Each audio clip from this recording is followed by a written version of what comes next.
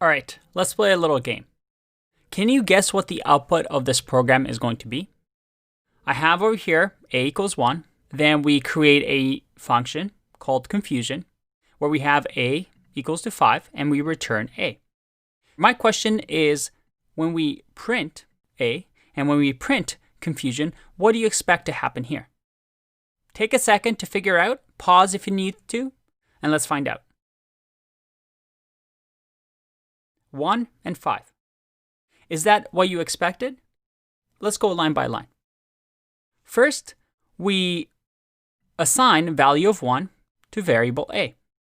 We then create a function called confusion, and Python interpreter is going to say, all right, confusion function, I know what it is. I'm going to put it in memory. When you need to use me, just let me know. And then it's going to go to line 8. And line 8 is going to say, hey, print a. What's a? Well, the only time that I've seen a is right here, a equals 1. So go into memory, what's a? A equals 1.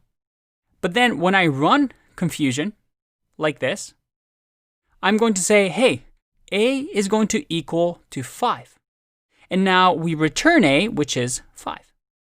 Okay, what if I change the order of this? What if I go like this? What will happen? If I click run, is that what you expected? Once again, we have a equals 1, then we define the function, and then we print confusion. Now, confusion here is going to assign a equal to 5, and then return a. But why didn't this change? Why is a still equal to 1 by the time we get here? And this is because of scope, right?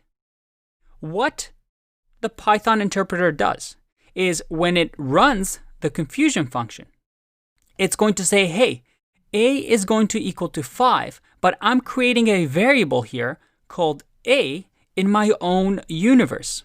I don't know anything about a equals 1 here. I have my own universe.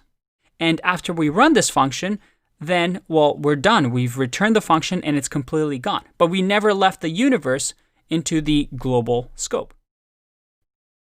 So there's a set of rules that the Python interpreter goes through to check a variable. And the rules are this. First, it's going to check with the local. So start with local. And what we call is a local scope. A local scope is a scope that's part of this local function. So a is a local scope. It's going to check there. Hey, do I know the variable a? Well, yeah. When I return a, I have a variable defined here. So it starts there. But let's say a wasn't there. Let's say I remove a and I click run here. I get both ones because the second rule is if there's nothing in the local variable or local scope, then number 2, is there a parent local scope? In our case, what's the parent of this function? Well, it's the global scope. But we can also do another function. Let's say parent. And parent is a parent of the confusion function. And in here, let's say a equals to 10. Now in here, we'll return confusion just so we can use it again and actually run it. So let's call parent and click run. All right, let's go through this so it's not too confusing. We have the parent function that gets called. So when we call that, we assign a equals to 10, and then we also create a new function confusion. And then finally, we return confusion and actually run it. So we're going to return a, and then in here, print whatever the value of a is, which is 10. And why is that? Well, because we first start with the local scope. Hey, does confusion know what a is? Nope, I don't have it in my local scope. Okay, does my parent local scope have it? So it's going to go up a level and say, hey, does parent function know what a is? Yep, I have a equals to 10. So it's going to print that. The third rule, or the third order, is global. And global is what we call the indentation of nothing. It's this file, right? Whatever the file has, that is global. In our case, if a equals to 10 doesn't exist here, there's no local, there's no parent local, and I click run, it checks the global scope. And then finally, there's one other rule. And this is number 4, and it's a tricky one. And this is what we call built-in Python,